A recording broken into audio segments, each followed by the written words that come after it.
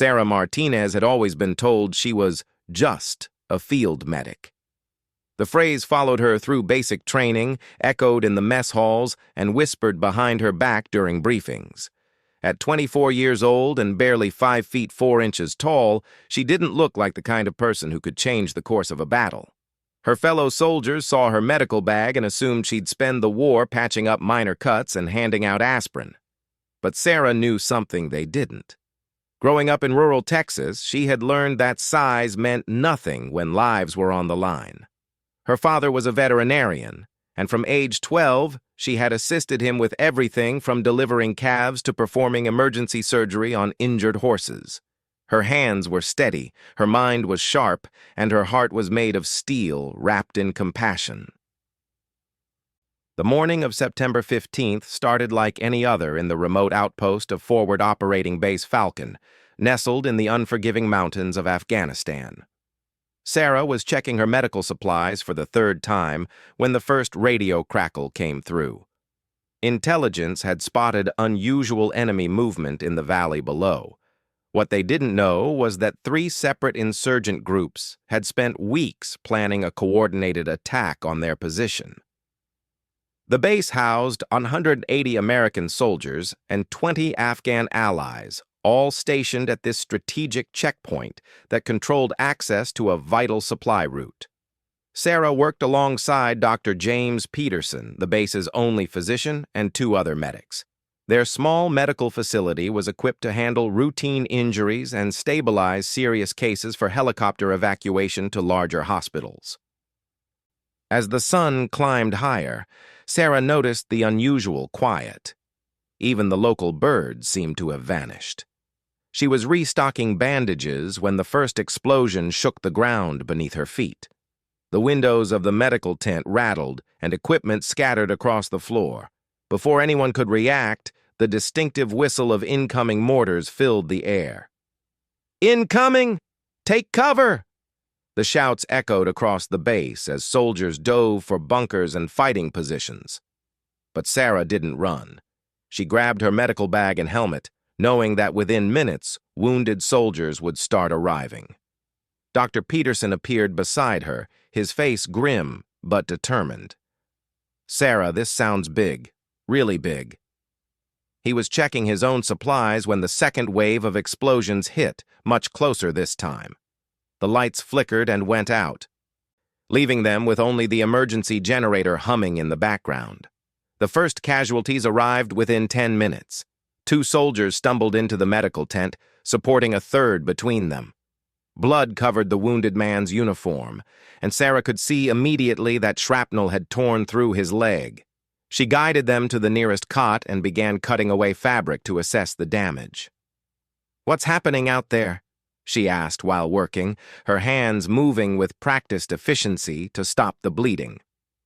"They hit us from 3 sides," gasped one of the soldiers. "Mortars, rocket-propelled grenades, and small arms fire. The lieutenant thinks there might be 100 insurgents or more. They've been planning this for weeks." As if to emphasize his words, another explosion rocked the base. This time, the blast was so close that dust rained down from the tent ceiling. Through the fabric walls, Sarah could hear the rapid fire of machine guns and the shouts of soldiers calling for ammunition and reinforcements. Dr. Peterson worked on a soldier with a head injury while Sarah stabilized the leg wound. The injured man would live, but he'd need surgery to remove all the metal fragments. As she applied the final bandage, 4 more wounded soldiers were carried in. The small medical facility quickly became a scene of controlled chaos. Every cot was filled, and Sarah found herself moving between patients, prioritizing those who needed immediate attention to survive. A young private had taken rifle rounds to his chest. A sergeant had lost 2 fingers to a grenade blast. Another soldier suffered from severe burns after his vehicle was hit by a rocket. But this was only the beginning.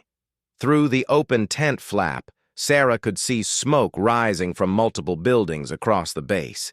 The enemy had clearly studied their defenses and knew exactly where to hit for maximum damage. The ammunition depot exploded in a fireball that lit up the valley, and Sarah realized they were in for a long and deadly fight. Dr. Peterson called her over to assist with emergency surgery on the private with chest wounds. They worked without speaking, their hands moving in practiced coordination.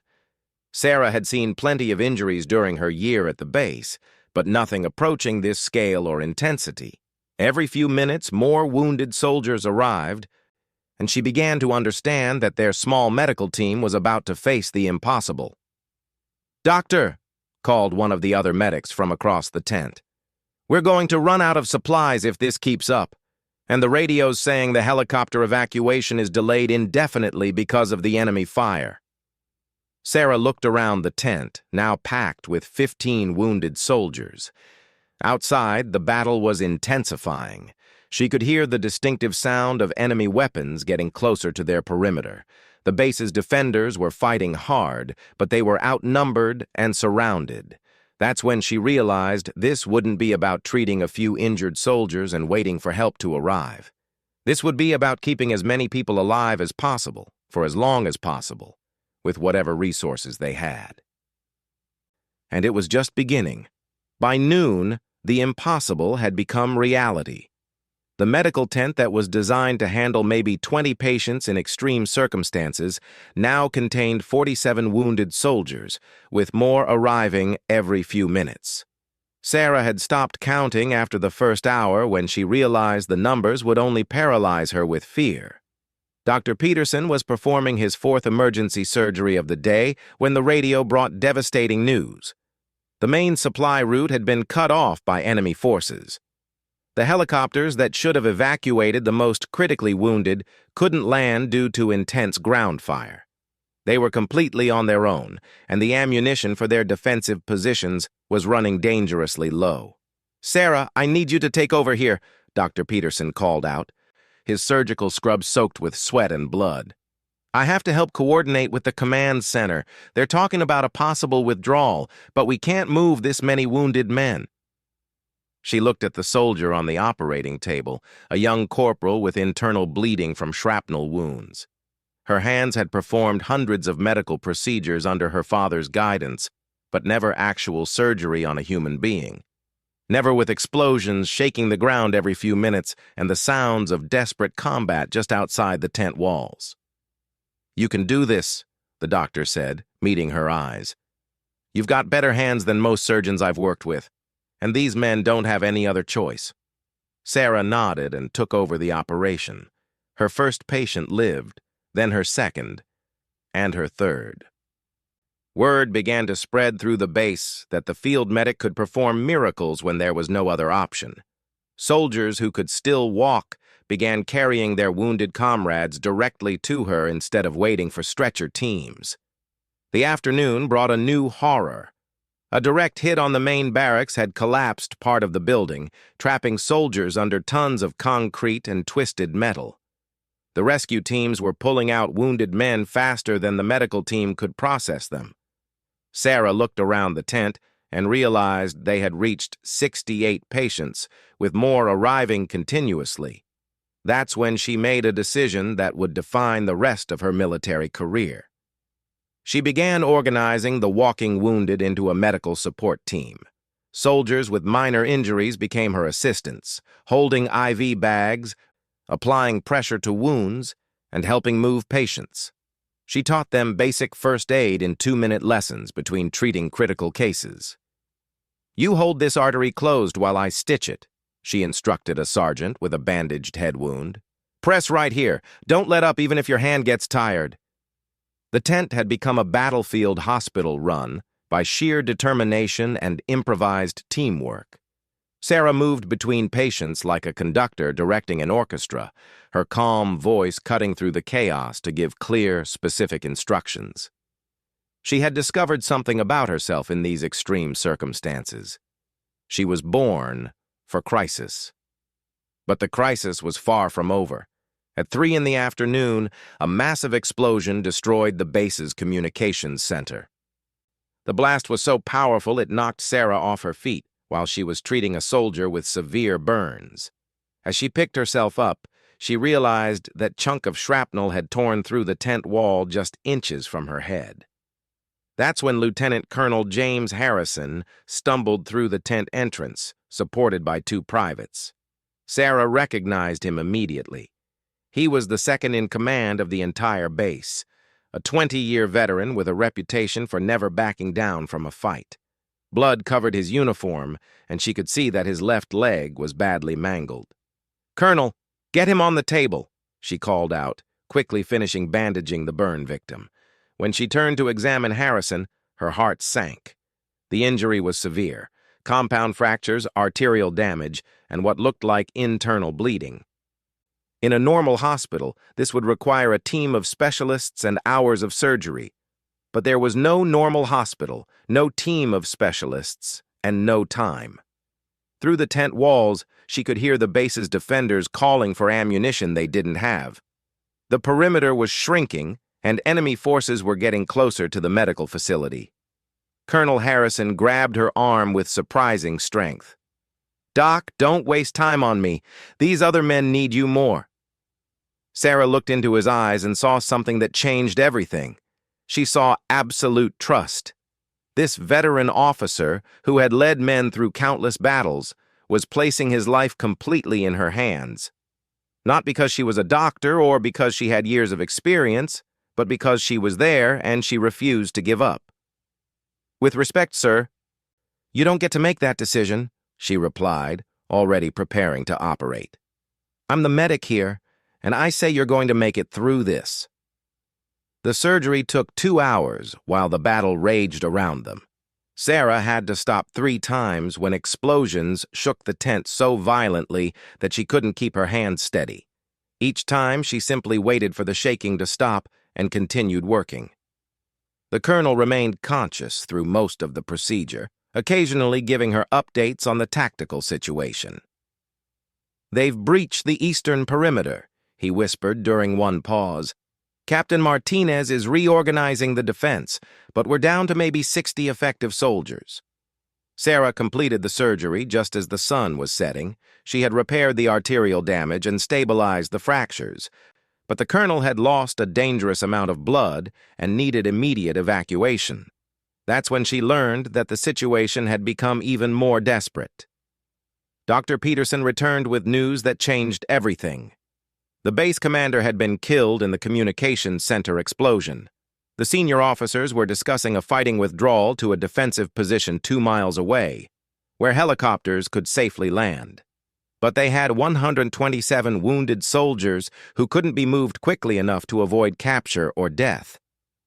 "They're asking for volunteers to stay behind with the wounded," Dr. Peterson said quietly, "to surrender when the position becomes untenable and hope for the best."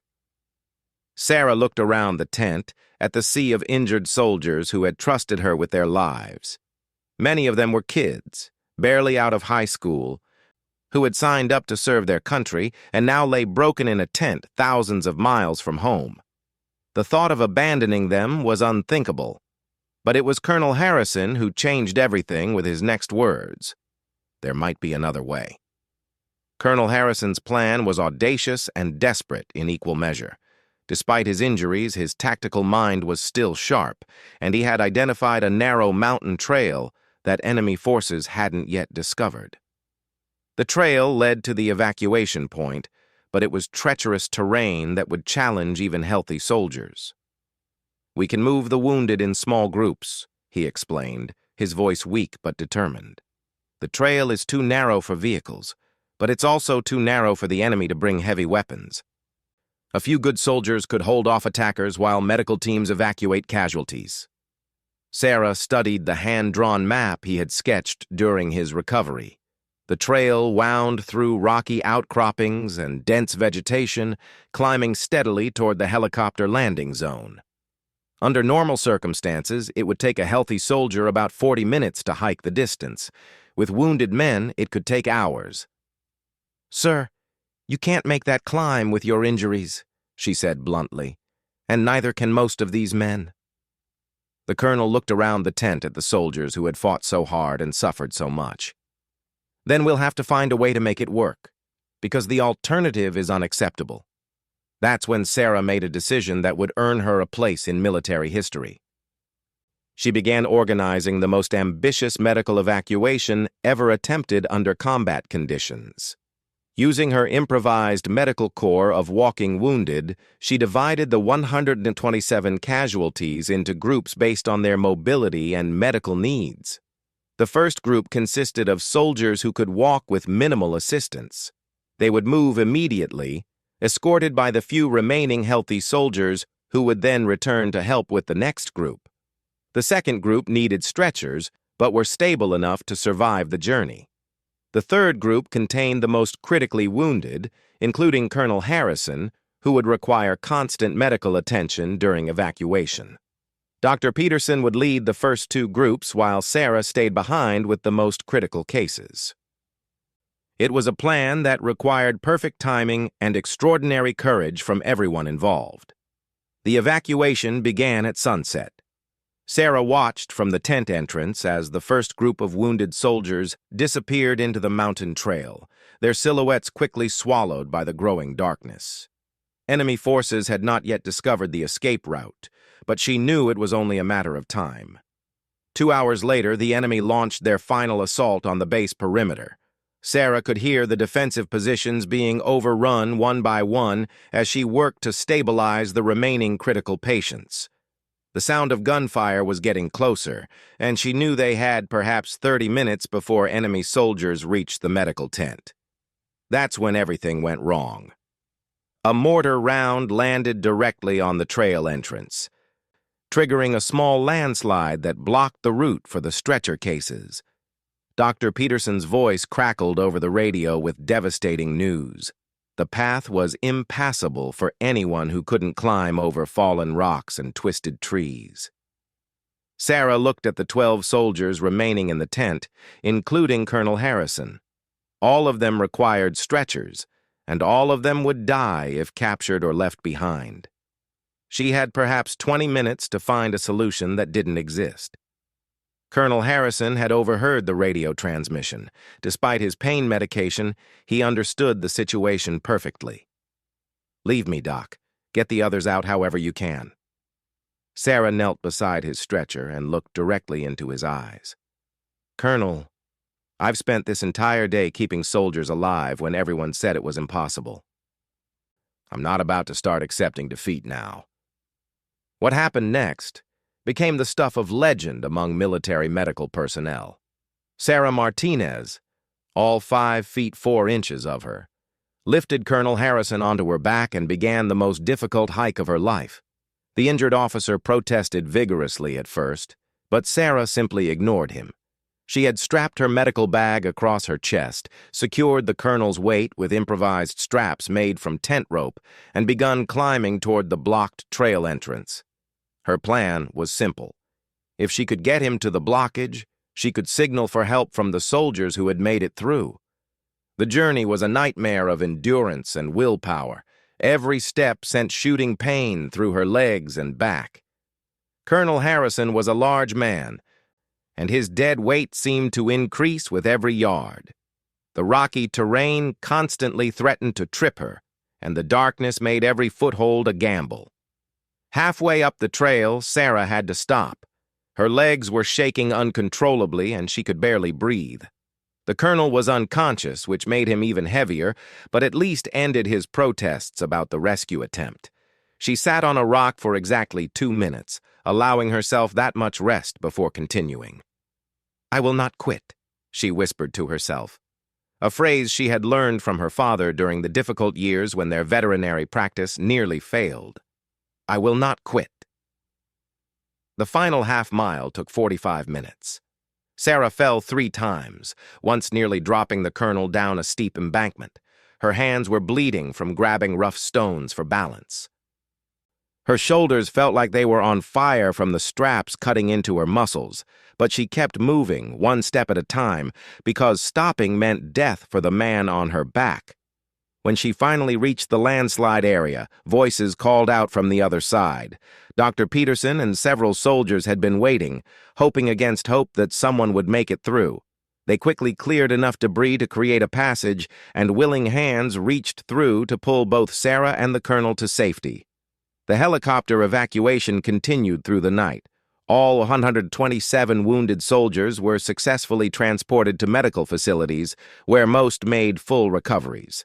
The base itself was abandoned to enemy forces, but not a single American life was lost in the withdrawal.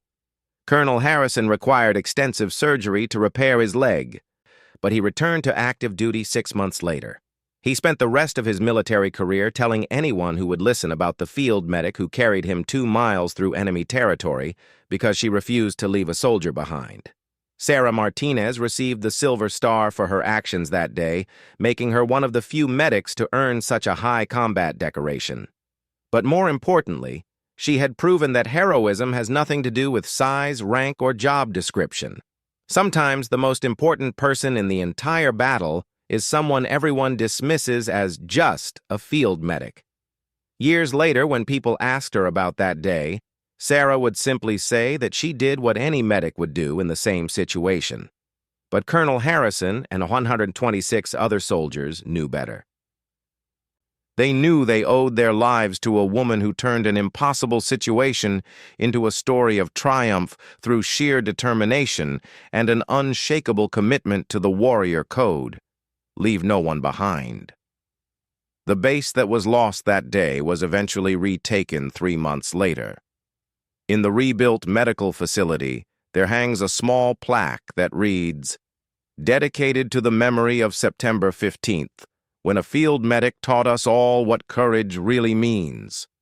Every soldier who serves there learns the story of Sarah Martinez, and every medic who follows in her footsteps knows that their job title is never just anything when lives are on the line.